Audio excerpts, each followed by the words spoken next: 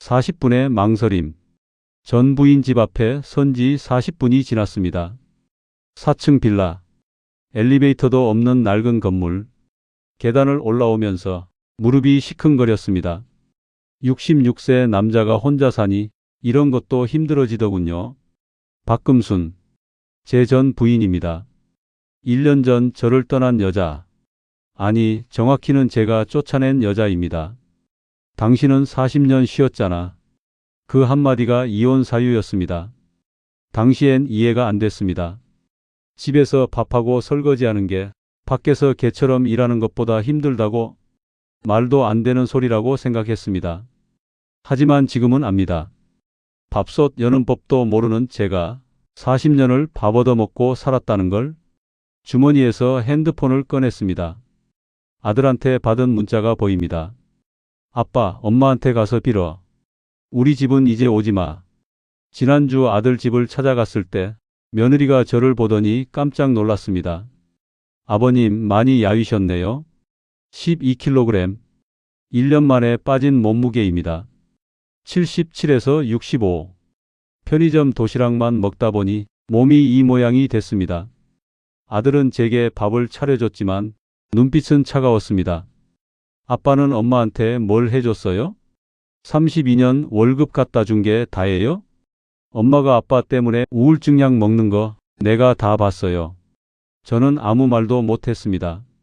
우울증약? 그런 거 먹었나요? 전혀 몰랐습니다. 집에 돌아와 거울을 봤습니다. 땀이 푹 꺼진 얼굴. 넥타이 메고 떵떵거리던 격리부장 이상철은 거울 어디에도 없었습니다. 그냥 신내나는 티셔츠 입은 66세 독거노인만 있을 뿐이었습니다. 옷에서 냄새가 났습니다. 지린내 같기도 하고 썩은 행주 냄새 같기도 한. 빨래를 제대로 못해서 옷이 이렇게 됐습니다. 초인종 버튼에 손가락을 올렸습니다. 누르면 됩니다. 그냥 누르면 되는데 손가락이 떨렸습니다. 금순아, 나 밥 좀 먹고 가도 되겠니? 머릿속으로 수십 번 연습한 말. 하지만 막상 초인종을 누르려니 목이 메었습니다. 32년 돈 벌어온 가장이 40년 함께 산 아내한테 밥 한 끼 얻어먹으러 온 겁니다. 이게 제 모습입니다. 손가락에 힘을 줬습니다. 띵동. 초인종이 울렸습니다. 오늘도 한 분의 사연을 소개합니다. 구독과 좋아요는 더 많은 분들의 사연을 소개하는데 큰 힘이 됩니다. 제1장. 나는 가장이었다. 저는 좋은 남편이었습니다. 적어도 제 생각엔 그랬습니다. 32년간 중소기업 격리부장으로 일했고 월급은 한 번도 안 빼먹고 집에 갖다 줬습니다. 매달 1일이면 통장에 150만 원을 넣어줬습니다.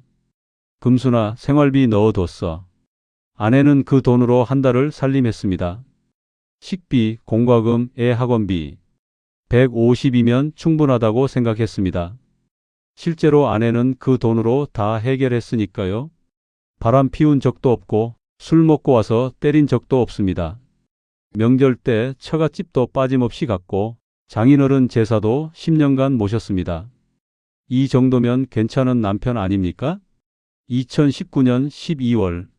저는 만 60세로 회사를 나왔습니다. 정년퇴직, 퇴직금 8천만 원, 국민연금 월 110만 원. 나쁘지 않은 조건이었습니다. 여보, 이제 좀 쉬어요. 아내가 말했습니다. 그래, 이제 좀 쉬어야지. 32년. 월요일부터 금요일까지 아침 7시 30분에 출근해서 저녁 7시에 퇴근하는 생활. 주말에도 골프 접대 나가고 명절엔 거래처 선물 돌리고 개처럼 일했습니다. 이제는 쉴 자격이 있다고 생각했습니다. 퇴직하고 한 달. 저는 거실 소파에 눌러 앉았습니다. 아침 7시에 일어나서 TV 리모컨을 손에 쥐고 저녁 11시까지 그렇게 있었습니다.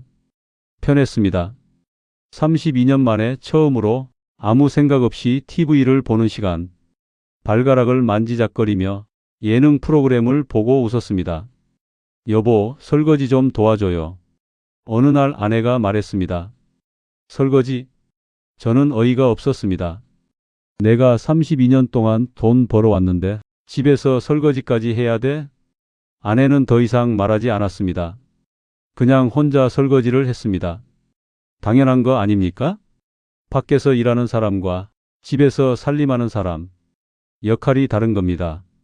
저는 돈을 벌어왔고 아내는 집안일을 했습니다. 32년간 그렇게 살았는데 퇴직했다고 갑자기 설거지를 하라고? 말이 안 됩니다. 그런데 몇 달 지나니 통장 잔고가 신경 쓰이기 시작했습니다. 국민연금 110만 원, 생활비로 150을 주면 한 달에 40만 원씩 까먹는 겁니다. 금수나 생활비 좀 줄여야겠어. 연금만으로는 빠듯하거든.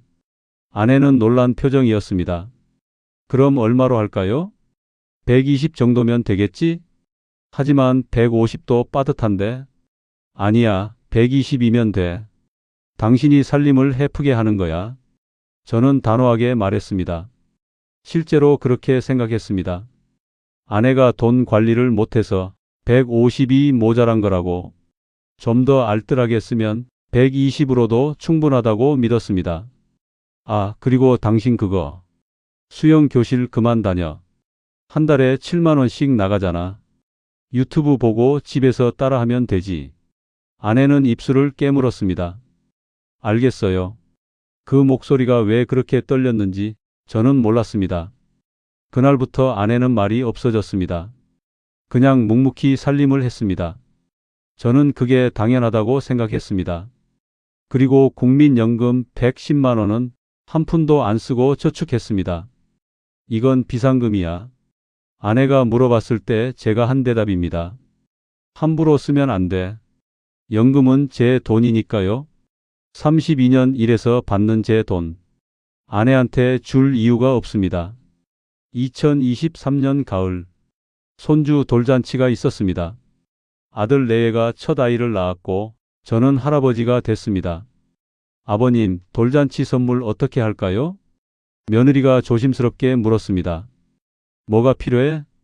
사돈 쪽에서 금팔찌 해준다고 하시던데요. 금팔찌.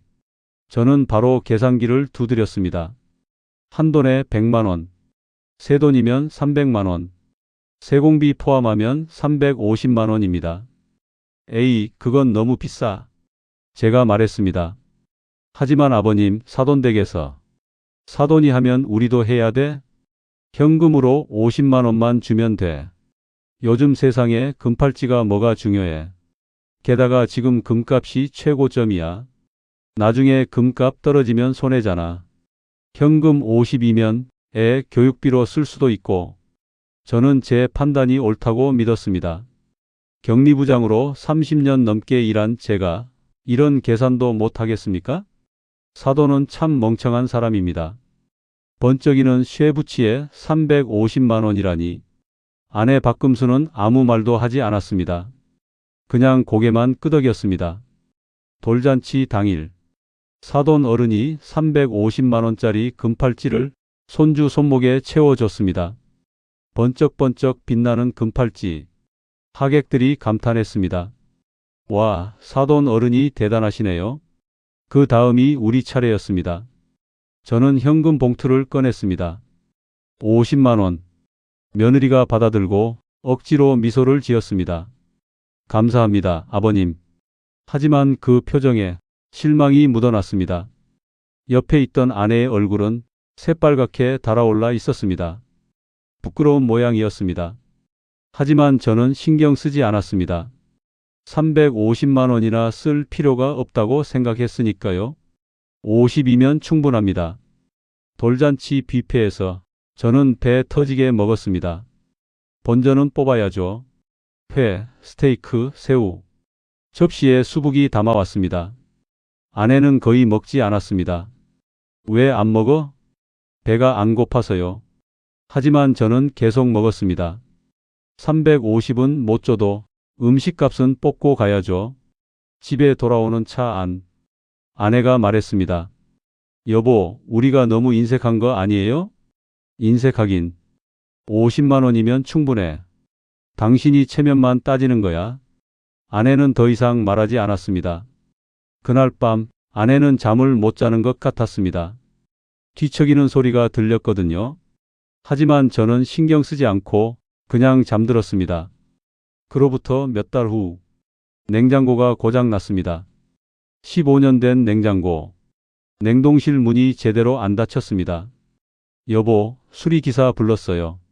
아내가 말했습니다. 수리기사가 와서 확인하더니 부품이 단종됐어요. 고치려면 30만 원 들고 그냥 새 거 사는 게 낫습니다. 라고 말했습니다. 얼마예요? 제가 물었습니다. 30만 원이요. 그럼 고쳐요. 새로 사면 얼마 하는데? 저는 단호하게 말했습니다. 30만 원. 한 달 용돈이 50만 원인데 냉장고에 30을 쓴다고요? 말도 안 됩니다. 결국 냉장고는 고쳤습니다. 그런데 그 다음 주 마트에 갔다가 소고기를 봤습니다. 1등급 한우 1kg에 5만 원. 이거 오늘 먹어야지. 저는 카트에 담았습니다. 32년 일한 사람이 소고기 1kg 못 사 먹습니까? 집에 와서 아내가 물었습니다. 이거 뭐예요? 소고기. 먹고 싶더라고. 아내는 아무 말도 하지 않았습니다. 그냥 소고기를 꺼내서 저녁을 준비했습니다. 하지만 그날 저녁 아내는 소고기를 거의 안 먹었습니다. 왜 안 먹어? 제가 물었습니다. 배가 안 고파서요. 아내가 말했습니다. 하지만 저는 알았습니다. 삐진 거라는 걸. 냉장고는 30만 원이 아깝다고 하면서 소고기는 5만 원씩 사오니까 기분이 나쁜 거겠지요. 하지만 그게 뭐가 문제입니까? 냉장고는 살림 돈이고 소고기는 제 돈으로 사는 건데 제가 번 돈으로 제가 먹고 싶은 거 사는 게 잘못된 겁니까? 2024년 여름이었습니다. 아내가 갑자기 말했습니다. 여보, 나 요양보호사 자격증 딸 거예요. 뭐? 저는 귀를 의심했습니다. 나이 65세에 무슨 자격증? 누가 당신을 써줘요? 그래도 배워보려고요. 아내는 고집을 부렸습니다. 솔직히 이해가 안 됐습니다. 65세 할머니를 어느 요양원이 채용한다는 겁니까? 그냥 집에서 쉬어. 제가 말했습니다. 괜히 돈 들여서 교육받지 말고. 하지만 아내는 듣지 않았습니다. 동사무소에 가서 신청했고 2개월 교육을 받았습니다. 월요일부터 금요일까지 오전 9시부터 오후 1시까지 매일 나가더군요. 저는 불편했습니다. 점심을 혼자 차려 먹어야 했거든요. 금순아, 점심은 어떻게 해? 냉장고에 반찬 있어요. 밥만 하시면 돼요. 밥을 하라고? 저는 밥솥을 본 적이 없었습니다. 32년 동안 아침에 일어나면 밥이 있었고 저녁에 들어오면 밥이 있었습니다. 어떻게 하는지 몰랐습니다. 밥솥 뚜껑을 열어봤습니다. 취사 버튼을 눌러야 하는지, 쾌속을 눌러야 하는지, 쌀은 얼마나 넣어야 하는지, 물은 어디까지 잡아야 하는지. 격리부장으로 수십억 예산을 주무르던 손가락이 고작 밥솥 버튼 앞에서 바르르 떨렸습니다. 에라, 모르겠다. 그냥 라면 먹지 뭐. 저는 컵라면을 끓여 먹었습니다. 뜨거운 물만 부으면 되니까 그건 할 수 있었습니다. 2개월 후 아내가 자격증을 땄습니다. 그리고 바로 요양원에 취직했습니다. 월급이 130만 원이래요. 아내가 말했습니다. 저는 코웃음을 쳤습니다. 130? 겨우 껌값이네? 하루 6시간씩 일하는데도요? 6시간이면 알바지. 그런 걸 왜 해? 하지만 아내는 신이 나 있었습니다. 처음으로 돈을 번다는 게 그렇게 좋은가 봅니다. 그해 가을, 아내가 첫 월급을 받았습니다. 132만 7천 원. 통장을 보여주며 아내가 말했습니다. 여보, 내가 돈 벌었어요. 그래, 수고했어. 저는 건성으로 대답했습니다. 130만 원. 제가 32년 동안 벌어온 돈에 비하면 3발의 피입니다. 그런데 그날 저녁, 아내가 폭탄 선언을 했습니다. 여보, 나 이혼하고 싶어요. 뭐? 저는 TV에서 눈을 떼지 못했습니다. 농담인 줄 알았거든요. 이혼하자고요? 당신 지금 미쳤어? 65세에 이혼하면 어디 가서 살 건데? 제가 번 돈으로 살 거예요. 130만 원으로? 저는 웃음이 나왔습니다. 웃음네? 월세도 못 내는 돈으로 뭘 어떻게 산다고? 하지만 아내는 진심이었습니다. 재산분할 받으면 돼요. 재산분할? 우리 집이 5억인데 40년 살았으니까 반반 나누면 제 몫이 2억 5천 있어요. 순간 머리가 멍해졌습니다. 2억 5천. 그게 무슨 소리입니까? 당신 미쳤어? 이 집은 내가 32년 동안 월급 모아서 산 집이야. 당신이 뭘 했다고 반을 가져가? 집에서 놀았잖아. 제가 소리쳤습니다. 40년 동안 집에서 쉬었으면서 무슨 재산분할이야? 아내는 저를 똑바로 쳐다봤습니다. 그 눈빛이 처음 보는 눈빛이었습니다. 집에서 쉬었다고요? 아내의 목소리가 떨렸습니다. 40년 동안 밥하고 설거지하고 빨래하고 청소하고 애들 키우고 시부모 모신 게 쉰 거예요? 그래, 그게 일이야? 밖에서 돈 버는 게 일이지. 저는 단호하게 말했습니다. 아내는 더 이상 말하지 않았습니다. 그냥 방으로 들어가 버렸습니다. 저는 다시 TV를 켰습니다. 어차피 협박일 겁니다. 65세 할머니가 어디 가서 혼자 살겠습니까? 일주일 후 이혼 소송 서류가 집으로 왔습니다. 그제야 깨달았습니다. 진짜구나. 2025년 2월이었습니다. 협의 이혼 신청서를 제출한 지 한 달, 3개월 숙려 기간이 시작됐습니다. 저는 여전히 믿지 않았습니다. 금순아, 그만하고 서류 취소해. 우리 나이에 무슨 이혼이야? 하지만 아내는 대답하지 않았습니다. 그냥 묵묵히 짐을 쌌습니다. 옷장에서 옷을 꺼내고 서랍에서 작은 물건들을 챙겼습니다. 뭐 하는 거야? 제가 물었습니다. 이사 준비해요. 이사? 어디로? 원룸 계약했어요. 보증금 1천에 월세 35. 아내는 담담하게 말했습니다. 원룸? 우리 집은 5억짜리 아파트인데 원룸으로 간다고? 당신 미쳤어? 65세에 원룸에서 어떻게 살아? 제가 번 돈으로 살 거예요. 아내는 계속 짐을 쌌습니다. 40년을 함께 산 집, 그 집에서 아내가 떠나는 모습을 저는 믿을 수가 없었습니다. 금순아, 제가 불렀습니다. 가기 전에 반찬은 해놓고 가야지. 냉장고에 아무것도 없잖아. 아내는 짐을 싸던 손을 멈췄습니다. 그리고 저를 똑바로 쳐다봤습니다. 40년 동안 매일 해줬어요. 이제는 직접 하세요. 그 목소리가 차가웠습니다. 뭐? 반찬 몇 가지만 해놓고 가라는데 그것도 못 해줘? 못해요. 아내는 단호하게 말했습니다. 앞으로는 알아서 하세요. 그리고 짐을 들고 나갔습니다. 현관문이 닫히는 소리. 쿵. 그 소리가 유난히 크게 들렸습니다. 저는 멍하니 서 있었습니다. 텅 빈 거실. 혼자 남은 5억짜리 아파트.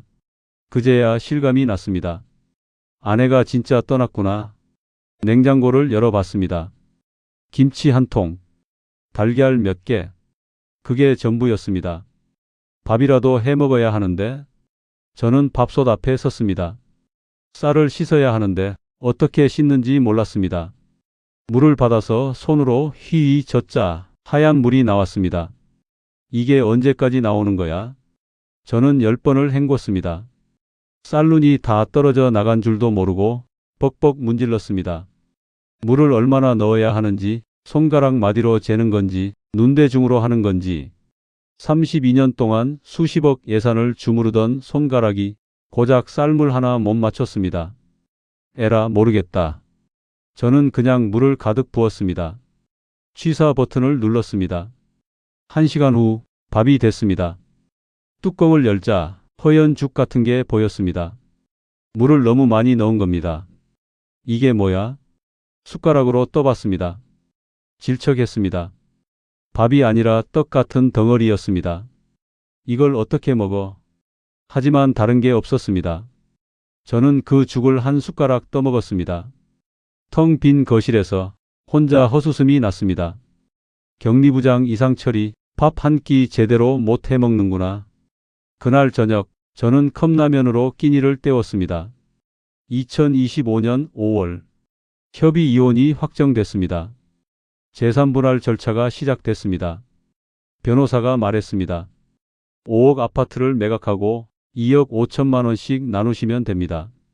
2억 5천. 제 통장에서 그 돈이 빠져나간다는 겁니다. 변호사님, 이거 줄일 수 없어요? 제가 물었습니다. 불가능합니다. 40년 혼인 기간이면 50대 52 원칙입니다. 하지만 집은 제 월급으로 산 건데요. 부인께서 가사노동으로 기여하셨습니다. 판례상 50대 50입니다. 변호사는 단호했습니다. 저는 머리가 멍했습니다. 32년 월급 320만 원 중 150만 원을 아내에게 주고 나머지로 아파트 대출금을 갚았습니다. 20년 동안 매달 170만 원씩 총 4억 800만 원을 갚았습니다. 그렇게 모은 집인데 반을 내놔야 한다고?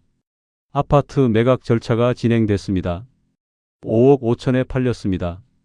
중개수수료 떼고 각각 2억 6천만 원씩 받았습니다. 통장에 2억 6천만 원이 들어왔습니다. 하지만 기쁘지 않았습니다. 원래는 5억이었는데 반토막이 난 겁니다. 제 살점이 떨어져 나간 기분이었습니다. 격리부장으로 30년 넘게 일하며 숫자를 다뤄왔지만 이렇게 큰 돈이 빠져나가는 건 처음이었습니다. 통장에 찍힌 2억 6천만 원. 남들은 큰 돈이라 하겠지만 제 눈에는 매달 줄어들 일만 남은 시한폭탄이었습니다. 아파트를 살까? 저는 부동산 앱을 켰습니다. 2억대 소형 아파트 몇 개 나왔습니다. 하지만 클릭하지 못했습니다. 취득세가 얼마고 재산세가 얼마인가? 관리비는 또 얼마나 나올까? 계산기를 두드릴수록 숨이 막혔습니다. 아파트를 사면 청소도 해야 하고 수도세, 전기세, 가스비도 내야 하고 혼자 살기엔 너무 컸습니다. 고시원이나 알아볼까? 저는 부동산 앱을 다시 켰습니다. 수도권 외곽, 부평, 시흥, 인천. 고시원 월세를 검색했습니다. 보증금 500에 월세 40, 창문도 없는 좁은 방. 하지만 이게 나왔습니다. 돈을 지키기 위해서는 이렇게 살아야 했습니다. 결국 제가 선택한 건 3평짜리 고시원이었습니다. 돈을 지키기 위해 저를 감옥에 가둔 겁니다. 2억 6천만 원은 정기예금에 넣었습니다. 금리 3.5%, 1년에 910만 원, 한 달에 75만 원 정도 이자가 나옵니다. 연금 110에 이자 75면 한 달에 185 정도 되네. 저는 안도했습니다. 이 정도면 살 수 있을 것 같았습니다. 그리고 고시원으로 이사했습니다. 3평 남짓 한 방, 침대 하나, 책상 하나, 옷장 하나. 그게 전부였습니다. 벽 너머로 옆방 소리가 들렸습니다. 기침 소리, 코 고는 소리, 발소리. 모든 게 다 들렸습니다. 이게 내가 살 곳이구나. 저는 침대에 누웠습니다. 5억짜리 아파트에서 보증금 500 고시원으로. 이게 제 인생이었습니다. 고시원으로 이사한 첫 주. 저는 빨래를 해야 했습니다. 옷이 다 더러워졌거든요. 세탁기가 어디 있지? 고시원 1층에 공용 세탁기가 있었습니다. 하지만 사용법을 몰랐습니다. 세제는 어디에 넣어야 하는지, 코스는 뭘 선택해야 하는지. 한참을 들여다봤지만 모르겠더군요. 아저씨, 세탁기 쓰실 거예요? 뒤에서 20대 청년이 물었습니다. 그럼 빨리 좀 하세요. 다른 사람들도 기다려요. 저는 당황해서 옷을 넣고 아무 버튼이나 눌렀습니다. 30분 후 세탁이 끝났습니다. 하지만 옷에서 세제 냄새가 안 났습니다. 세제를 안 넣은 겁니다. 에휴, 다시 해야 하나? 하지만 뒤에 사람들이 기다리고 있어서 그냥 널었습니다. 옷을 널 곳도 마땅치 않았습니다. 방 안에 걸어뒀더니 며칠이 지나도 마르지 않았습니다. 왜 안 마르지? 통풍이 안 돼서 옷이 눅눅했습니다. 3일째 되는 날 옷에서 냄새가 나기 시작했습니다. 쉰내, 썩은 행주 같은 냄새. 하지만 입을 옷이 없어서 그냥 입었습니다. 일주일 후 다시 빨래를 해야 했습니다. 이번엔 빨래방에 갔습니다. 세탁 8,000원, 건조 5,000원입니다. 13,000원. 빨래 한 번에 13,000원이라니. 비싸네? 하지만 어쩔 수 없었습니다. 집에서 말리면 또 신내가 나니까요. 빨래방에서 기다리는데 옆에 있던 청년이 코를 킁킁거리며 저를 피했습니다. 제 몸에서 나는 시내가 빨래방을 가득 채운 모양이었습니다. 32년 동안 칼같이 다려진 와이셔츠만 입던 제가 이제는 썩은 행주 냄새를 풍기는 뒷방 늙은이가 됐습니다. 빨래방 건조기 돌아가는 소리가 꼭 저를 비웃는 소리 같았습니다. 한 달에 4번 빨래방에 가면 52,000원입니다. 이것도 돈이네? 밥 문제는 더 심각했습니다. 고시원엔 공용 주방이 있었지만 저는 사용하지 못했습니다. 냄비도 없고 프라이팬도 없고 무엇보다 요리를 할 줄 몰랐습니다. 편의점에서 사 먹어야지. 편의점 도시락 하나에 5,000원에서 6,000원. 하루 3끼 먹으면 15,000원에서 18,000원입니다. 한 달이면 45만원에서 54만원. 저는 아침을 거르기 시작했습니다. 점심과 저녁만 편의점 도시락. 그래도 한 달에 36만원이 나갔습니다. 도시락도 비싸네. 하지만 다른 방법이 없었습니다. 라면만 먹을 수도 없고 밥을 해 먹을 수도 없었으니까요. 한 달이 지나자 몸에 이상이 생겼습니다. 변비가 왔습니다. 편의점 도시락에는 채소가 거의 없었거든요. 화장실이 안 나가네. 약국에서 변비약을 샀습니다. 그리고 또 한 달이 지나자 체중이 빠지기 시작했습니다. 77kg에서 72kg으로 5kg이 빠졌습니다. 왜 이렇게 빠지지? 거울을 봤습니다. 뺨이 꺼졌습니다. 눈 밑에 다크서클이 생겼습니다. 내가 왜 이 모양이지? 하지만 어쩔 수 없었습니다. 제대로 먹지 못하니 몸이 망가지는 겁니다. 2025년 8월 우편물이 왔습니다. 건강보험공단에서 온 고지서였습니다. 건강보험료 20만 3천원. 뭐? 저는 눈을 의심했습니다. 20만 3천원?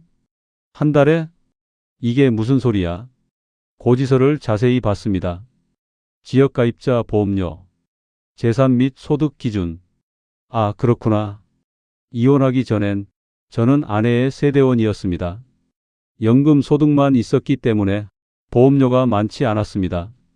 하지만 이혼 후 저는 독립세대가 됐고 재산 2억 6천만 원이 있으니 지역가입자로 전환된 겁니다. 20만 원을 어떻게 내?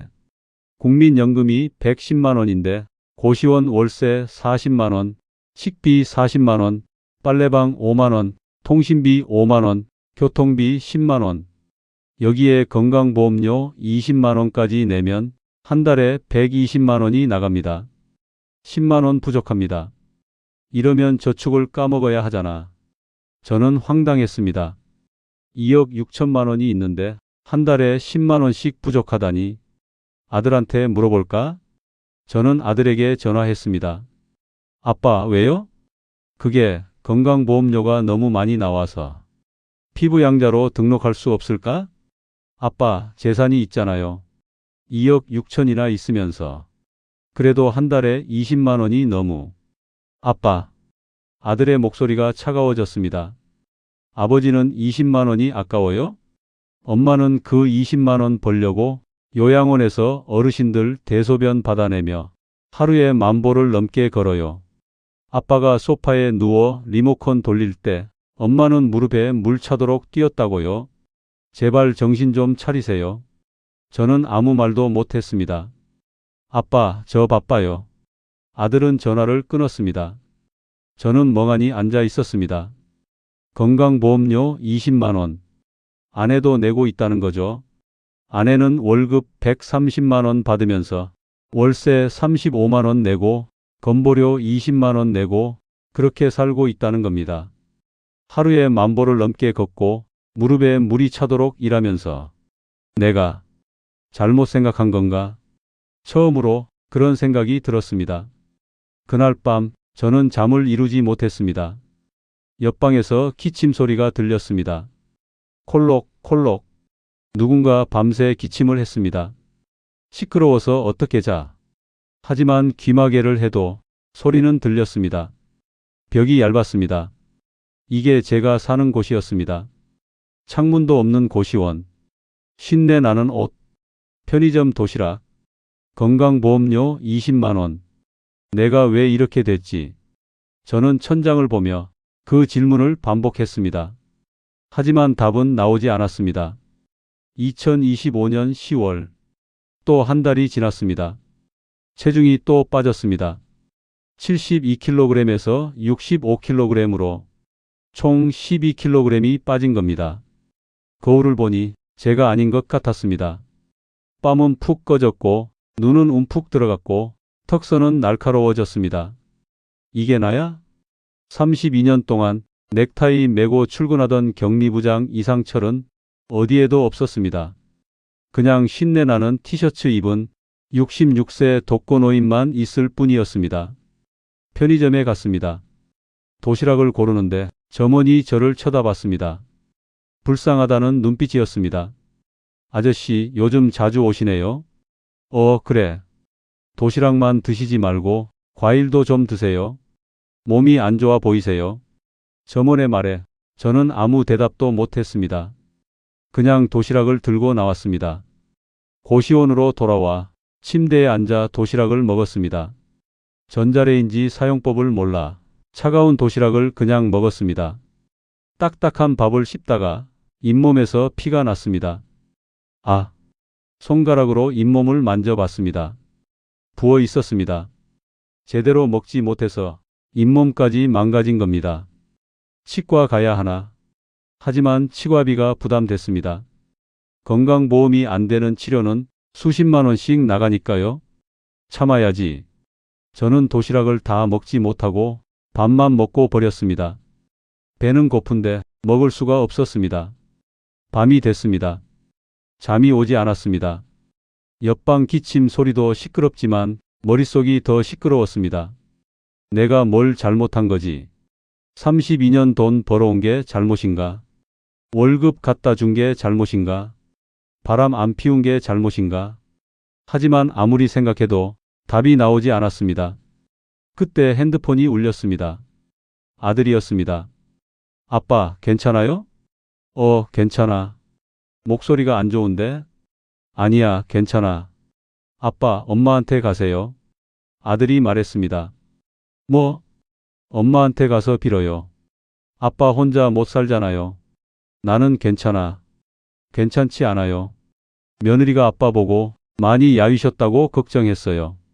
이러다 큰일 나요. 저는 아무 말도 못했습니다. 아빠, 자존심 버리세요. 엄마한테 가서 제대로 사과하고 다시 합치든지 해요. 아들은 전화를 끊었습니다. 저는 핸드폰을 내려놓았습니다. 엄마한테 가라. 사과하라. 하지만 어떻게 가야 할까요?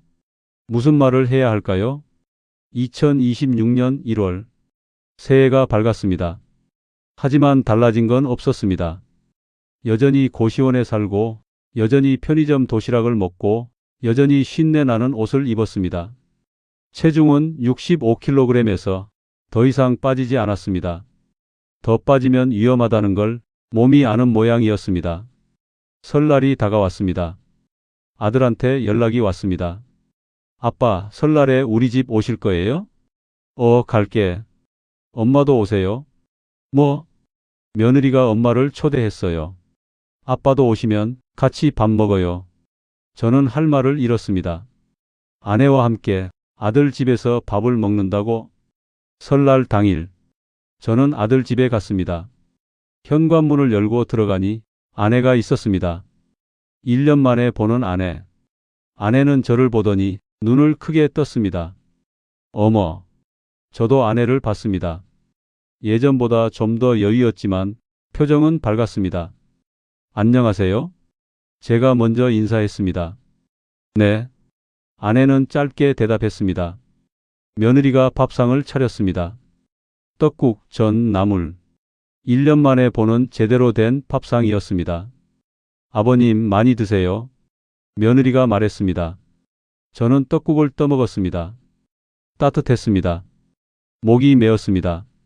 며느리가 정성껏 차린 전과 나물이 올라왔지만 제 젓가락은 자꾸 겉돌았습니다. 40년 동안 제 입맛을 귀신같이 알고 간을 맞추던 아내의 된장찌개가 고작 편의점 도시락에 길들여진 제 혀끝에서 자꾸만 아른거렸습니다. 아버님, 괜찮으세요? 며느리가 물었습니다. 괜찮아. 잘 먹고 있어. 하지만 숟가락을 드는 손이 떨렸습니다. 아내가 저를 쳐다봤습니다. 많이 야위셨네요. 좀. 제대로 드세요. 아내는 더 이상 말하지 않았습니다. 밥을 다 먹고 저는 아들 집을 나왔습니다. 아내도 함께 나왔습니다. 택시 타세요. 아내가 말했습니다. 그래. 저는 택시를 잡았습니다. 그런데 문득 아내에게 물어보고 싶었습니다. 금순아. 네? 나 다시 합칠 수 있을까? 아내는 저를 똑바로 쳐다봤습니다. 왜요? 혼자 사니까. 힘들어서. 그래서요? 그래서 다시 합치자는 거야. 아내는 고개를 저었습니다. 안 돼요. 왜? 아직도 모르세요? 아내의 목소리가 떨렸습니다. 40년 동안 제가 얼마나 힘들었는지 당신은 모르잖아요. 알아, 이제 알아. 이제 안다고요? 40년 동안 몰랐으면서 저는 아무 말도 못했습니다. 저 이제 자유로워요. 제가 번 돈으로 살고 있어요. 힘들지만 행복해요. 아내는 돌아섰습니다. 금순아, 잠깐만. 제가 불렀습니다. 아내는 뒤돌아보지 않았습니다. 그냥 걸어갔습니다. 저는 그 뒷모습을 보며 택시에 올랐습니다. 고시원으로 돌아오는 길, 창밖을 보니 설날 거리가 한산했습니다. 저는 핸드폰을 꺼냈습니다. 아내 집 주소를 검색했습니다. 한번 가볼까? 그렇게 생각했습니다. 2026년 3월, 2달이 더 지났습니다. 저는 결심했습니다. 아내를 찾아가기로, 제대로 사과하기로. 오후 2시, 저는 아내가 사는 빌라 앞에 섰습니다. 4층 빌라, 엘리베이터도 없는 낡은 건물, 계단을 올라가는데 무릎이 시큰거렸습니다. 저도 이제 늙었구나. 4층에 도착했습니다. 402호. 아내가 사는 집, 초인종 앞에 섰습니다. 손가락을 올렸지만 누르지 못했습니다. 뭐라고 말하지? 머릿속으로 연습했습니다. 금순아, 미안해. 다시 합치자. 하지만 그 말이 입 밖으로 나오지 않았습니다. 40분이 지났습니다. 저는 여전히 초인종을 누르지 못하고 계단 앞에 서 있었습니다. 옷에서 냄새가 났습니다. 쉰내. 빨래를 제대로 못해서 옷이 이 모양입니다. 이런 모습으로 어떻게 가? 하지만 다른 옷이 없었습니다. 전부 이 모양입니다.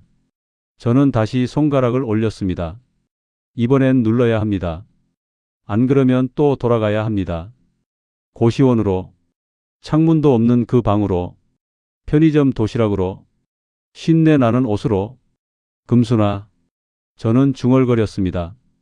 나 밥 좀 먹고 가도 되겠니? 그 말을 하려고 여기까지 온 겁니다. 32년 돈 벌어온 가장이 40년 함께 산 아내한테 밥 한 끼 얻어먹으러 온 겁니다. 손가락에 힘을 줬습니다. 띵동. 초인종이 울렸습니다. 문이 열렸습니다. 아내가 나왔습니다. 저를 보더니 눈이 커졌습니다. 어떻게? 금순아. 저는 떨리는 목소리로 말했습니다. 나 밥 좀 먹고 가도 되겠니? 아내는 저를 위아래로 훑어봤습니다. 12kg 빠진 몸, 쉰내 나는 옷, 초라한 몰골. 들어오세요. 아내가 문을 열어줬습니다. 저는 안으로 들어갔습니다. 작은 원룸, 하지만 깨끗했습니다. 앉으세요. 아내가 말했습니다. 저는 작은 식탁에 앉았습니다. 아내는 냉장고를 열고 반찬을 꺼냈습니다. 밥을 데웠습니다. 김치찌개를 끓였습니다. 10분 후 밥상이 차려졌습니다. 드세요. 아내가 말했습니다. 저는 숟가락을 들었습니다. 떨렸습니다. 1년 만에 먹는 아내가 차려준 밥. 잘 먹겠습니다. 저는 밥을 떠먹었습니다. 따뜻했습니다. 눈물이 났습니다. 왜 우세요? 아내가 물었습니다. 아니야, 그냥. 저는 눈물을 닦았습니다. 밥을 다 먹었습니다. 1년 만에 배불리 먹은 밥이었습니다. 감사합니다. 제가 말했습니다. 이제 가세요. 아내가 말했습니다. 금순아. 네? 나 다시 합칠 수 있을까? 아내는 고개를 저었습니다. 생각해 볼게요. 하지만 약속은 못해요. 저는 고개를 끄덕였습니다. 알겠어. 그럼 이제 가세요. 저는 일어났습니다. 문을 나서는데 아내가 불렀습니다. 이상철 씨. 응? 다음엔 깨끗한 옷 입고 오세요. 빨래는 60도로 돌리고 섬유유연제는 마지막에 넣는 거예요. 아내는 선반에서 뭔가를 꺼냈습니다. 탈취 스프레이였습니다. 이거라도 뿌리고 가세요. 칙칙. 아내가 제 옷에 스프레이를 뿌렸습니다. 은은한 세제 향이 났습니다. 고맙습니다. 저는 고개를 숙였습니다. 문이 닫혔습니다. 저는 계단을 내려갔습니다. 계단을 내려오며 옷에서 풍기는 향기를 맡았습니다. 지독한 쉰내가 제 1년이었음을 깨달았습니다. 고시원으로 돌아가는 길, 저는 핸드폰을 꺼냈습니다. 인터넷을 검색했습니다. 빨래하는 법. 여러분, 제 이야기를 들어주셔서 감사합니다. 저는 이상철, 66세 남자입니다. 32년 돈 벌어온 가장이었지만 밥 한 끼 제대로 못 해먹는 사람입니다. 아내를 40년 동안 쉬었다고 말했지만 정작 혼자 사니 하루하루가 전쟁이었습니다. 제가 깨달은 것들을 여러분께 전하고 싶습니다. 첫째, 가사노동은 노동입니다. 밥하고 설거지하고 빨래하고 청소하는 것, 그게 얼마나 힘든 일인지 혼자 살아보니 알겠습니다. 32년 돈 버는 것보다 40년 집안일 하는 게 더 힘들 수도 있습니다. 둘째, 배우자는 동반자입니다. 월급 갖다 준다고 바람 안 핀다고 그게 좋은 남편이 아닙니다. 함께 살림하고 함께 고민하고 함께 늙어가는 게 진짜 부부입니다. 셋째, 돈보다 사람이 중요합니다. 저는 2억 6천만 원이 있지만 행복하지 않습니다. 고시원에 혼자 앉아 편의점 도시락 먹으며 돈이 줄어들까 전전긍긍합니다. 돈을 지키려다 사람을 잃었습니다. 넷째, 생활 능력을 키우십시오. 밥하고 빨래하고 청소하는 법, 퇴직하기 전에 배워두십시오. 배우자가 언제까지 있을지 모릅니다. 혼자 남았을 때 생존할 수 있어야 합니다. 다섯째, 사과할 줄 아십시오. 잘못했으면 인정하고 미안하다고 말하십시오. 자존심 때문에 버티다가 모든 걸 잃습니다. 저처럼 저는 아직 아내가 돌아올지 모릅니다. 하지만 기다리겠습니다. 그리고 배우겠습니다. 빨래하는 법, 밥하는 법, 혼자 사는 법, 그리고 무엇보다 사람을 소중히 여기는 법, 66세에 처음 배웁니다. 늦었지만 포기하지 않겠습니다. 여러분께 묻고 싶습니다. 제가 금순이에게 다시 돌아갈 자격이 있을까요? 아니면 저는 평생 고시원에서 혼자 빨래하는 법을 배우며 죗값을 치러야 할까요? 인생 선배님들의 냉정한 조언을 기다리겠습니다. 여러분도 제 실수를 반복하지 마십시오. 배우자를 소중히 여기십시오. 함께 있을 때 고마워하십시오. 떠나고 나서 후회하지 마십시오. 저처럼 마이너스 봄이 왔습니다. 창밖을 보니 개나리가 피었습니다. 새 생명이 움트는 계절. 저도 다시 시작하려 합니다. 늦었지만 아직 늦지 않았다고 믿습니다. 여러분의 이야기도 들려주세요. 댓글로 여러분의 경험을, 후회를 혹은 조언을 남겨주십시오. 좋아요와 구독은 이 채널이 더 많은 분들께 경고와 위로를 전하는 데 큰 힘이 됩니다. 여러분의 사연도 기다립니다. 함께 나누고, 함께 배우고, 함께 살아갑시다. 봄처럼 다시 시작할 수 있습니다. 감사합니다.